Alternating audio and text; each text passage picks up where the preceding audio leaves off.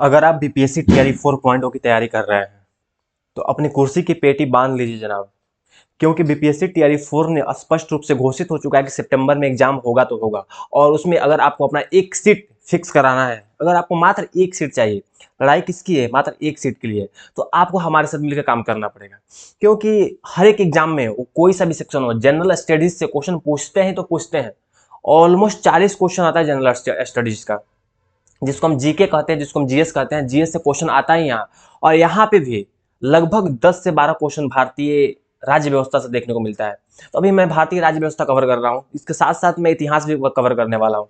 Almost आपका मैं GS का पोर्शन कवर करा दूंगा। बस हमारे साथ कंटिन्यू बने रहिए, एक एक वीडियो को ध्यान से देखिए। और वीडियो से मैं इसका जो पीडीएफ होता है, पीडीएफ टेलीग्राम पे डाल देता हूँ, वहां से पीडीएफ डाउनलोड कर लीजिए और अच्छे से पढ़ाई कीजिए। एक भी क्वेश्चन मैं आप लोगों को गारंटी दिला रहा हूँ ना कि अगर अगर एक भी क्वेश्चन गलत हो गया तो आप हमसे पूछिएगा, 100% रेशियो के साथ मैं आपको पास कराऊंगा।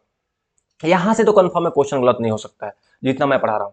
चलिए वीडियो का स्टार्ट करते हैं। आज हम देखने वाले हैं भारतीय संविधान का अनुच्छेद 22।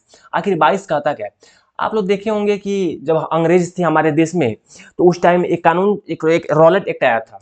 एक 1919 का बहुत खतरनाक रॉलेट एक्ट था, 1919, जिसमें बिना वकील बिना दलील को गिरफ्तार किया जाता था। मतलब किसी व्यक्ति को घर से उठा लिया गया जबरन, ना ही आप उसके खिलाफ जा सकते हैं, ना ही कोर्ट में कंप्लेन कर सकते हैं, जिसको बिना वकील बिना दलील का ऐसे कानून कहा जाता था कि ना आप दलील दे सकते हैं, ना वकील रख सकते हैं। आपको ऐसे नजरबंद टाइप पे, जैसे आप घर से उठा लिया, जेल में डाल दिया, आप पूछने जाए कि क्यों क्यों मुझे उठाया हो, तो इसका कोई जवाब नहीं था। वो बोल जो हमारे देश में जो गुलामी की जंजीर से हम जकड़े हुए थे अंग्रेज थे, अंग्रेजों का ऐसा काला कानून था कि अगर आपको उठा लिया तो आप अगर वकील भी हायर करते हो भी बनमंदा, ना ही वकील ना ही दलील वाला कानून कहा जाता था। तो इन काला कानूनों को तोड़ने के लिए हमारे देश में संविधान बना। तो 1950 में हमारे संविधान में एक आर्टिकल इंक्लूड किया गया। बात है 1950 में एक संविधान में एक अनुच्छेद डाला गया जिसको कहते हैं अनुच्छेद 22। अनुच्छेद 22 कहता क्या है? अनुच्छेद 22 इसी बात को तोड़ने के लिए, इसी बात से हमारे देश के नागरिकों को सुरक्षा प्रदान करने के लिए आया। वो कहता है कि अगर आप किसी व्यक्ति को, मान लीजिए ए है, अगर आप ए को उसके घर से जबरन उठाकर जेल में डालते हैं, अगर आप लाकर जेल में डालते हैं, तो आपको 24 घंटे के अंदर कोर्ट में पेश करना पड़ेगा। जो उस टाइम मजिस्ट्रेट था, कहा जाता था मजिस्ट्रेट के सामने पेश कीजिए या इसको कोर्ट में लाकर पेश कीजिए। कोर्ट में इसको पेश करना पड़ेगा और कोर्ट में पेश करके आपको बताना पड़ेगा क्यों इसको उठाए हैं। पहला, आपको भाई बताइए ना। अगर कोई पुलिस ही आता है आपको उठाने के लिए तो पहले आपको बताना पड़ेगा। तो यहाँ लिखा है मतलब कारण बताना अनिवार्य है। अब बताइए किस जुर्म में मुझे गिरफ्तार कर रहे हैं। जैसे आपने देखा होगा पुलिस पुलिस जब आप फिल्म देखे होंगे, जब पुलिस आती है हथकड़ी पहनाने, तो हीरो बोलता है कि तुम किस जुर्म में इन्हें गिरफ्तार कर रहे हो, या तुम किस जुर्म में मुझे गिरफ्तार कर रहे हो। मतलब तो आपको पूछने का राइट है, आपको पूछने का राइट है कि किस जुर्म में आपको गिरफ्तार किया जा रहा है। यह अनुच्छेद 22 देता है, जो फंडामेंटल राइट है। दूसरा, सुरक्षा का अधिकार। कहने का मतलब है कि अगर आपको गिरफ्तार और हिरासत में लिया जाता है तो नागरिकों को संवैधानिक सुरक्षा है कि आपको 24 घंटे के अंदर आपको ले जाकर मजिस्ट्रेट में, न्यायालय के समक्ष प्रस्तुत करना ही होगा।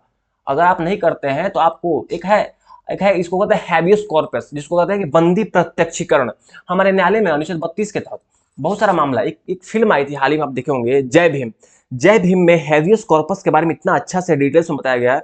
आप अगर हैबियस कॉर्पस के बारे में नहीं जानते हैं तो मैं उसके बारे में पढ़ाऊंगा, लेकिन धैर्य बना के रखिए।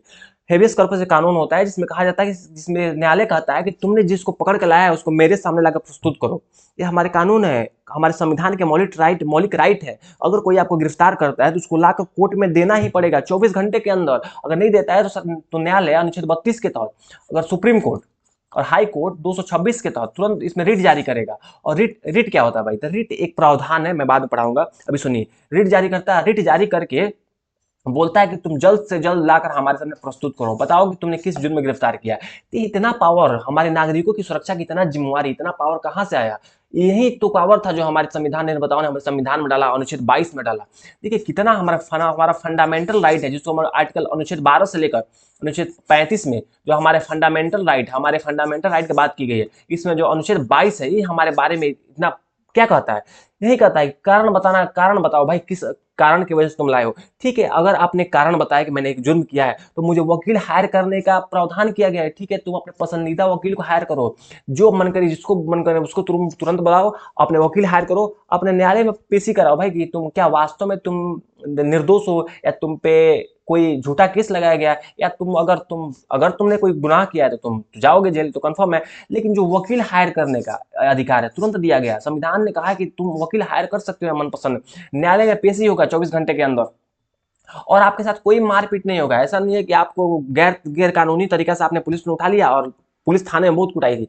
ऐसा नहीं होना चाहिए। ये हमारे अनुच्छेद 22 रोकता है, अनुच्छेद 22 रोकता है, ऐसा नहीं होना चाहिए। अगर ऐसे हमारे देश में होगा तो फिर उस 1919 के कानून, काला कानून और आज के कानून में क्या अंतर आ जाएगा, आप लोग बताइए।